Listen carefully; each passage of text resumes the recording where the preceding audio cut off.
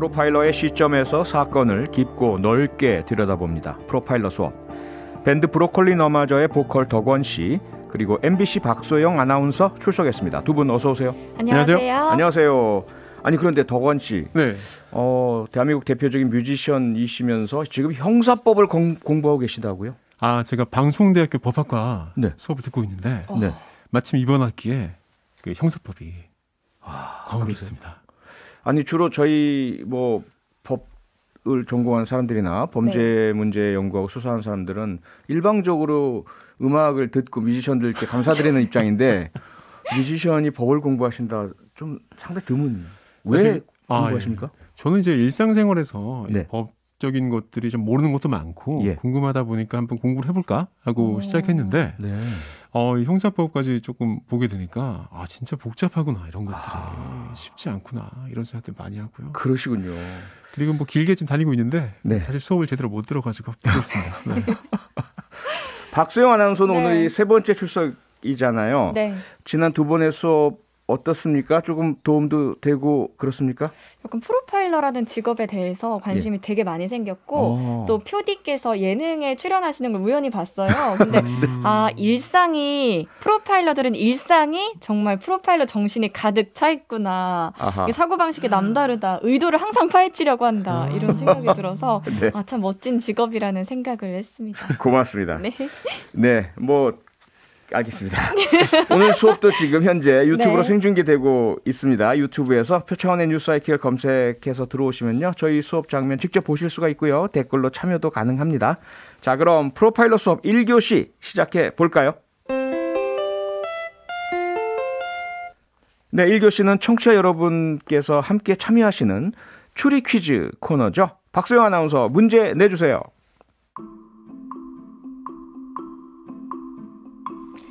네, 2008년 대전에서 연쇄 방화 사건이 발생했는데요.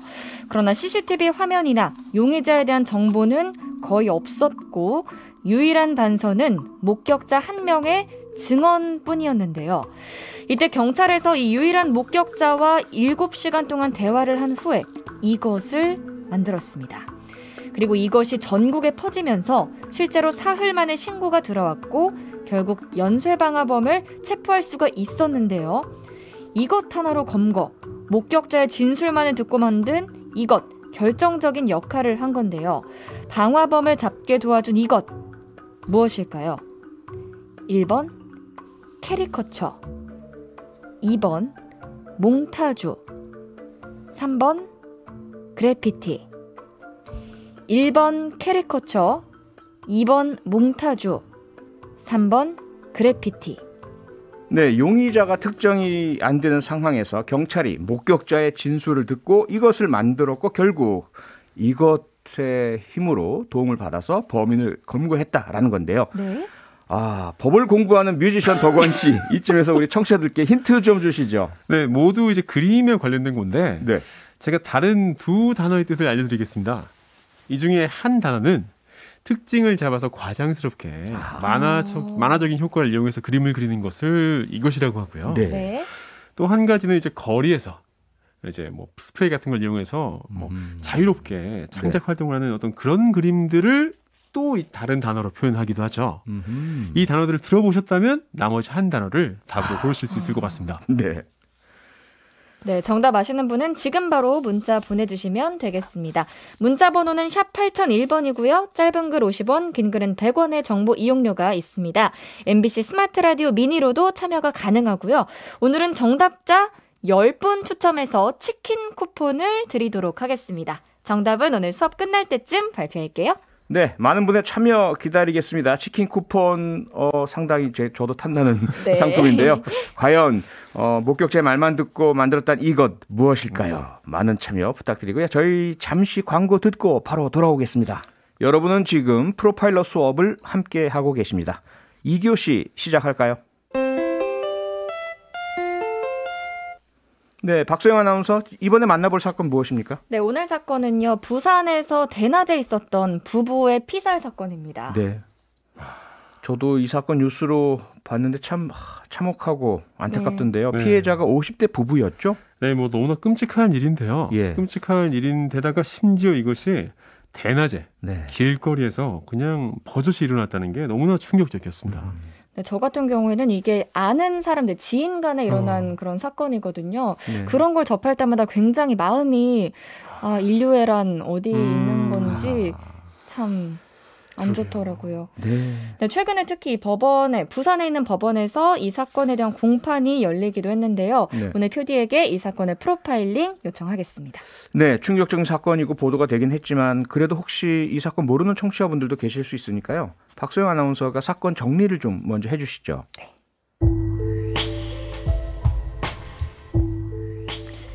네, 지난 3월 2일 오후 부산의 한 길거리에서 발생한 살인 사건입니다. 네. 사건 현장에 있었던 인물은 총 4명이고요. 피해자는 50대 부부, 그리고 30대 남성 A씨와 그의 어머니 50대 B씨.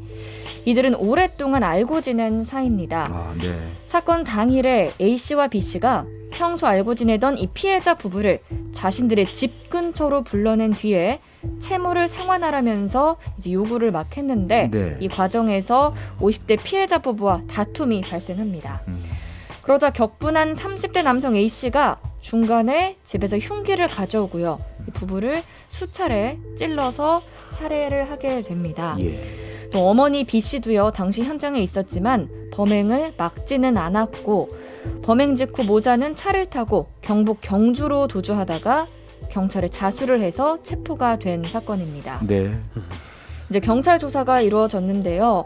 모자는 피해자와 금전적인 갈등으로 인한 우발적인 범행이다라고 주장을 했습니다. 예. 경찰은요. 30대 남성에게는 살인 혐의를 또 그 어머니에게는 살인 방조 혐의를 적용해서 검찰에 넘기는데요. 네. 검찰은 이 모자가 미리 살인을 공모를 했다라고 보고 어머니에게까지 살인죄를 적용해서 현재 재판 중에 있습니다. 네, 이 사건에서 프로파일러로서 주목하는 포인트는 낮은 수준의 계획입니다. 선생님 낮은 수준의 계획이라고 하셨는데 네. 되게 참혹한 범죄잖아요. 예. 근데 낮은 수준의 계획이라는 건 어떤 의미인지 좀 궁금한데요. 이 사건 이렇게 들어보시거나 보도를 보시면 좀 이렇게 수긍이 잘 안 가실 거예요. 예. 두 모자가 네. 가까운 관계에 있었던 사람들을 길거리에서 다투다가 네. 집에 들어가서 흉기 가져와서 찌르고 그 다음에 도주하는 이런 모습인데 그런데 본인들은 우발적이라고 주장하지만 네. 사실은 우발적이라고 보이기에는 너무나 그런 사전에 또 모의 정황도 나오고요. 네. 그 다음에 살인의 의도도 있었고 고의가 형성되어 있었고요. 이것을 참 어떻게 이해해야 될까라는 포인트인 거죠. 그래서 사실 이 범행의 계획이란 것이 한 번에 이루어지질 않습니다. 대부분 처음에는 막연한 계획이 있어요. 네. 범행을 해야 되겠다. 네. 대상을 특정하지 않을 때도 있고 대상을 특정할 때도 있고요. 방법이나 수단 등에 대해서 고려하지 않을 때도 있고요. 그러다가 조금씩 구체화되면서 낮은 수준으로부터 높은 수준의 계획으로 옮아갑니다. 그 마지막 높은 수준의 계획이 되었을 때 최근에 우리 사회를 크게 좀 충격에 빠뜨렸던 계곡 살인 사건. 네. 이은혜 조연수 같은 경우는 완전 범죄를 꿈꾸면서 상당히 높은 수준의 계획을 수립했잖아요. 소위 말하는 그 치밀한 계획이라는 거군요. 그렇죠. 치밀한. 그래서 부작에 의한 살인. 자신들은 손도 되지 전혀 않고. 손도 되지 네. 않고.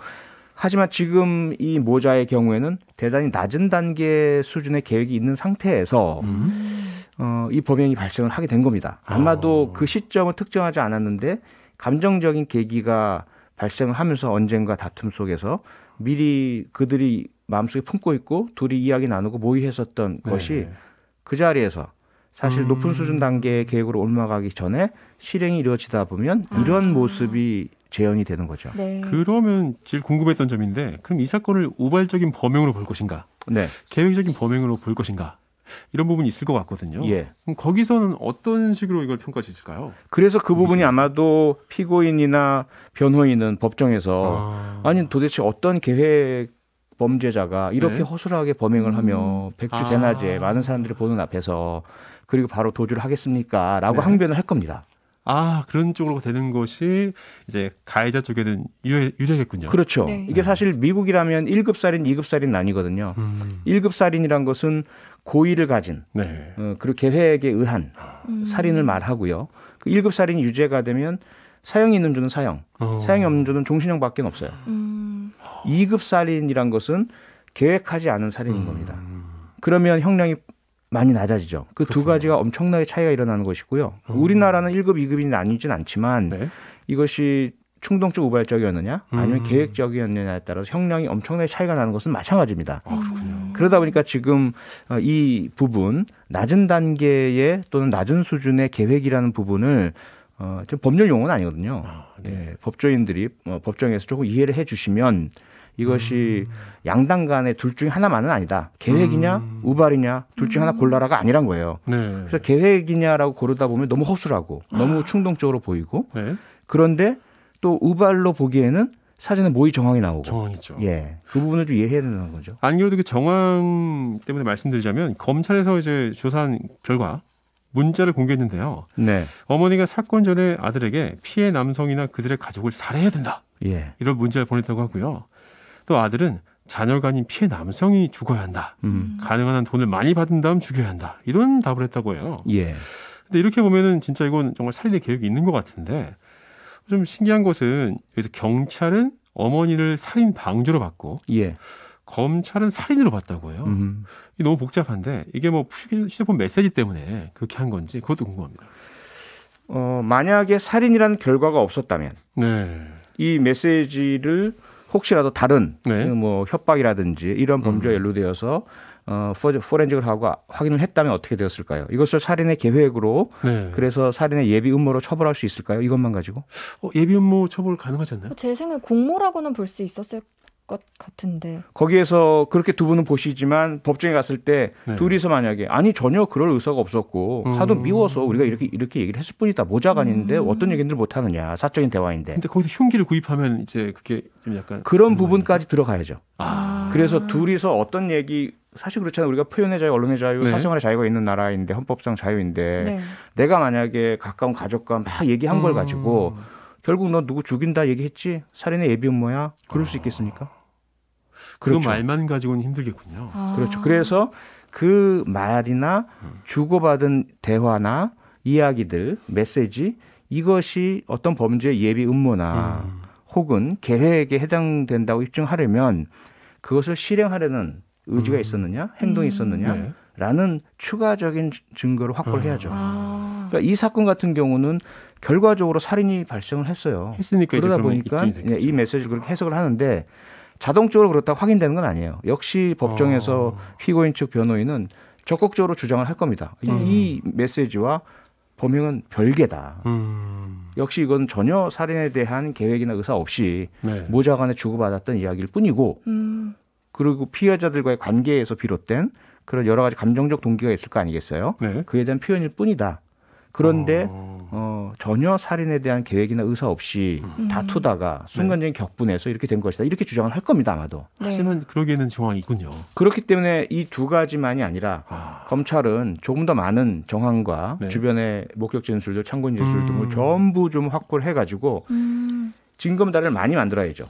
이 두 가지, 이 메시지, 남아있는 디지털상의 포렌식 증거와 살인이란 결과 그 사이를 연결짓는 네. 더 많은 징검다리들을 명확한 것이. 찾아내야만 네. 보다 확실하게 고의적인 계획에 의한 살인임을 입증할 수가 있을 것입니다. 그렇게 됐을 때 이제 어머니의 그 역할, 네. 과연 현장에서 말리지 않은 것, 그것으로 이제 방조라고 한 것이거든요. 네. 경찰은. 약간 부적이군요, 그건. 그렇죠.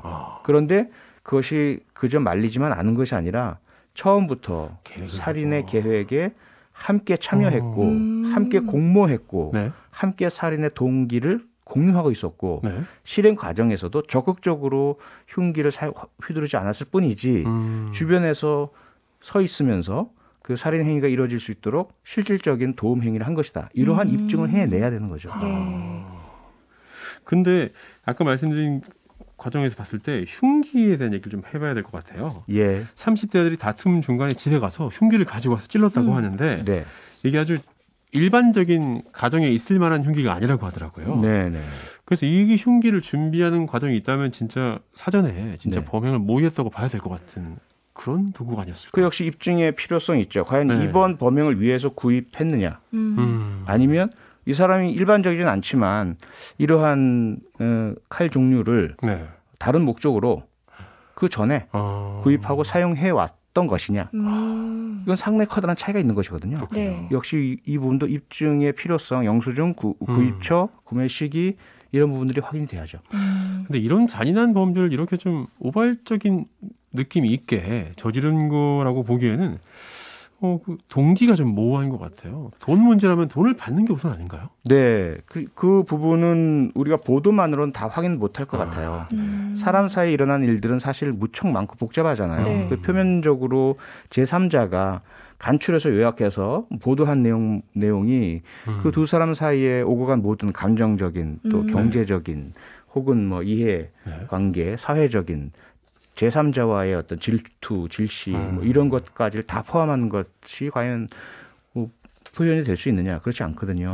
10년 이상 알고 지낸 사이라고 하거든요. 그래, 그러다 그렇죠. 보면 단지 이 대화만으로 이 엮여 있는 문제들을 다 파악하기는 어려울 것 같아요. 맞습니다. 맞습니다. 10년의 세월 동안 알고 지내는 동안 나쁜 것만 있지는 않았을 거 아니에요. 그렇죠? 네. 10년이 유지되려면 거기에 이제 흔히 말하는 양가 감정, 뭐 좋았던 것도 있고 그리고 아쉬웠던 것도 있고 네. 싫고 미웠던 것도 있고 그런 것들이 복잡하게 얽히면서 오랜 세월이 지나가다 보면 그 감정의 앙금 같은 것이 또 켜켜이 쌓이게 되거든요. 네. 네. 그게 마지막 단계에서 어떤 이유에서건 상대방에 대한 분노나 불만이나 배신감이나 이러한 감정으로 변하게 되었을 때 짧은 시간 동안 이루어진 것보다 오랜 시간의 관계 속에서 이루어진 그 끝에 부정적 감정이 크게 형성되었을 때 그 깊이와 폭발력이 훨씬 더 큰 것이죠.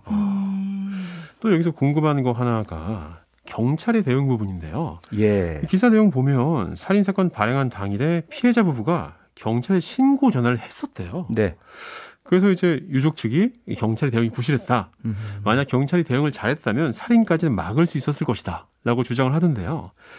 경찰 대응 측면에서 어떻게 짚어볼 점이 있을까요? 우선은 보도 내용 된 것만 네. 늘 전제로 해서 이야기할 수밖에 없겠죠. 네. 그런데 제가 한번 찬찬히 살펴봤어요. 네. 그 피해자 측, 유족 측의 말씀, 네. 경찰 측의 입장 비교를 해봤더니 얼마 전에 발생했던 인천에서의 그 두 경찰관이 도주했던 흉기 이 4층 사람이 네. 층간소음 시비 때문에 칼을 들고 삼촌으로 내려와서 어머니와 딸을 공격하는데 경찰관이 도주했던 사건 있잖아요. 네. 이 사건과는 아주 다른 모습입니다. 일단은 우선은 112 신고를 접수한 경찰이 출동을 했어요. 그리고 현장에서 할 수 있는 조치는 다 취한 것으로 보입니다. 사유는 무엇인지, 어떤 폭력이나 위협이 있었는지, 네. 또 무기는 있는지 네. 이런 압수수색도 해봤고요. 임의적인 거죠. 동의를 받아서. 그랬는데 그런 위험성은 발견하지 못했고요. 그러면 거기서 경찰이 할 수 있는 일은 무엇일까? 사실 결과를 예측하고 예지하고 강제적인 수단을 동원했다면 또 인권 침해 시비가 불러졌을 것입니다. 그런 문제도 네. 예, 첫 신고 때는 그랬어요. 근데 두 번째 다시 신고를 했잖아요. 네. 그때는 당연히 첫 번째 신고에 비해서는 위험성이 가중된 것은 맞죠. 네. 그리고 이 양측 간에 뭔가 갈등의 골이 깊구나, 네. 심각하구나라는 것 정도는 감지가 됐을 거예요. 네. 그래서 아마 현장 출동 경찰관도 조금 더 주의를 기울이긴 했을 테지만 역시 그 상황에서 적용할 수 있는 어떤 강제력을 행사할 수 있는 근거는 없는 겁니다. 폭력을 행사한 것도 아니고요. 또는 뭐 욕설을 하거나 네. 혹은 그 상황에서 무기 소지가 있었던 것도 아니었거든요. 그러다 보니까 이 경찰로서는 물론 이제 유족들의 아쉬움은 그렇게 두 차례나 112 신고를 했는데 네. 양측을 분리시켜서 한쪽이 완전히 집으로 돌아가는 상황까지를 확인했었으면 좋았지 않았겠느냐. 그런 희망은 누구나 가질 수 있죠. 그렇겠네요. 당연히 유족의 그런 네. 심정은 마찬가지고. 하지만 입장을 바꿔서 우리가 그 해당 경찰관의 입장이라면 그 수준 이상을 미래를 예측할 수 있었을까. 네. 이 둘의 사정, 둘의 성정, 둘의 앞서 말씀드렸던 낮은 수준의 막연한 살인 계획 등을 알고 있었다면 당연히 조치는 달라졌겠죠. 네. 그걸 모르고 있는 상황이란 말이죠. 네, 그러네요. 수없이 마주치는 이웃 간의 분쟁 속에 경찰관이 할 수 있는 부분들, 이 부분은 좀 이해를 해 주셨으면 하는 그런 생각이에요. 너무 안타깝습니다, 진짜. 네. 근데 피해자 부부가 모자에게 협박을 받았다. 네. 유족 측에서 이런 주장도 하고 있거든요. 예. 이런 경우에는 뭐 좀 다른 방법은 없을까요? 그러니까 협박이 있었다라고 한다면 신고를 하시고 네. 그에 따라서 법적 조치를 하시든지 아니면 실질적 위협을 느끼셨다면 접근 금지 명령 등을 법원에 신청하시는 방법도 있었고 법원에 신청을 해야 되는군요. 예, 다만 그것은 일반인으로서 생각하기 어려운 부분이시기 네. 때문에 네. 왜 안 하셨느냐라고 질문할 수 있는 부분은 아닌 것 같습니다. 결과적으로 너무나 안타깝고 참담하고 좀 아쉬운 그런 상황이죠. 아쉽습니다. 안타깝고요. 네. 네, 저희도 잠시 광고 듣고 또 바로 돌아오겠습니다. 네, 프로파일러 수업 함께 하고 계십니다. 오늘 1교시에 저희가 추리 퀴즈를 출제했는데요. 네. 박소영 아나운서 문제와 정답 발표해 주시죠. 네, 오늘 문제. 대전에서 연쇄 방화 사건이 있었는데 사건 당시에 용의자에 대한 정보가 거의 없었던 상황이었지만 딱 한 가지의 단서, 한 명의 목격자 증언이 있었습니다. 경찰이 이 목격자의 말을 오래 듣고 이것을 만들었고 결국 방화범을 찾아냈다고 하는데요. 경찰이 만든 이것, 1번 캐리커처, 2번 몽타주, 3번 그래피티 보기가 이렇게 있었는데 정답은 2번 몽타주였습니다. 네, 실제로 2008년에 대전 서부경찰서에서 네. 목격자로부터 용의자의 인상착의를 듣고 몽타주를 만들었고 사흘 만에 신고가 들어와서 연쇄 방화범을 검거했다고 하네요. 네, 몽타주라는 것은 아마도 영화 좋아하시는 분들 많이 또 들으셨을 거예요. 기법이 있지 않나요? 영화 그렇죠? 기법이죠. 편집 기법. 네. 몽타주의 원래 뜻은 이것저것 다른 것들을 모아서 새로운 하나를 만들어낸다는 의미인데요. 네.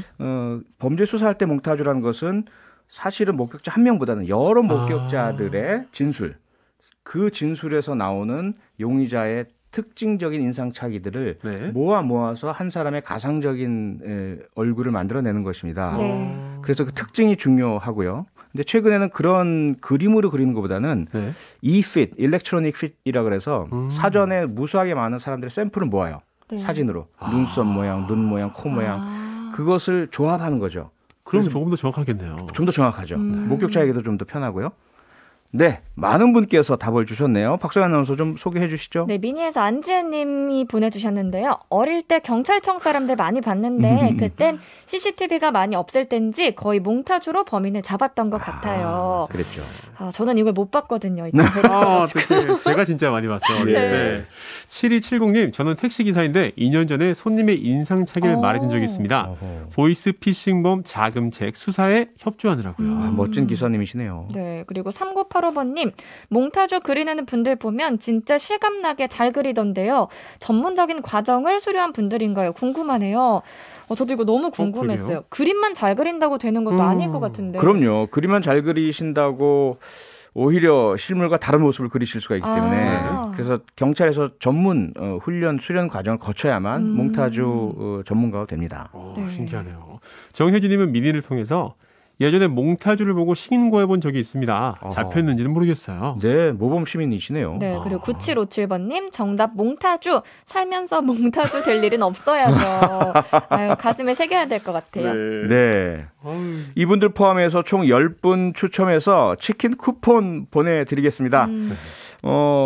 살면서 몽타주 될 일은 없어야지 하는 9757님 말씀이 딱 박히는데 최근에 왜 아까도 말씀드렸지만 이은혜 조연수 네. 현상 수배 공개 수배가 됐잖아요. 현상 수배는 아니고요. 공개 수배가 됐는데 사진이 있으니까 사진으로 이렇게 수배가 됐죠.